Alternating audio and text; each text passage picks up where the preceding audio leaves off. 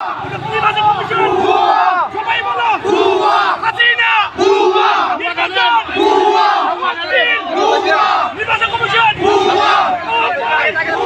শেখ হাসিনা সরকার অবৈধ হাসিনা নির্বাচন তফসিল অবৈধ নির্বাচন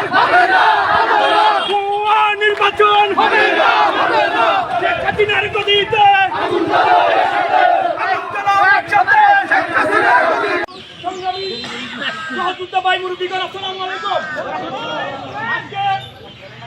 অবৈধ এই ভুয়া নির্বাচন বাতিলের দাবিতে এবং গণতন্ত্র একটি সঠিক নির্বাচনের লক্ষ্যে আজকে জবানের নির্দেশনায় সারা দিনে আমাদের নির্দেশনায় আমরা আগামী 7 তারিখ এই হাসিনার একটি অবৈধ সাজানো কাল্পনিক নির্বাচন করার জন্য পায়তারা করতেছিল। এই নির্বাচন হলে এই বাংলাদেশে আমরা কেউ বসবাস করার হলে এই নির্বাচন অবশ্যই বন্ধ করতে হবে।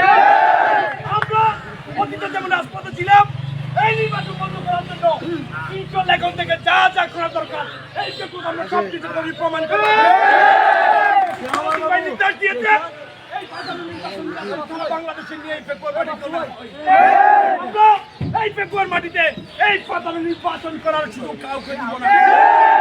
আমরা ট্রাকও চিনি না, গড়িও চিনি না, আমরা শীষ মার্কা এই শীষ মার্কা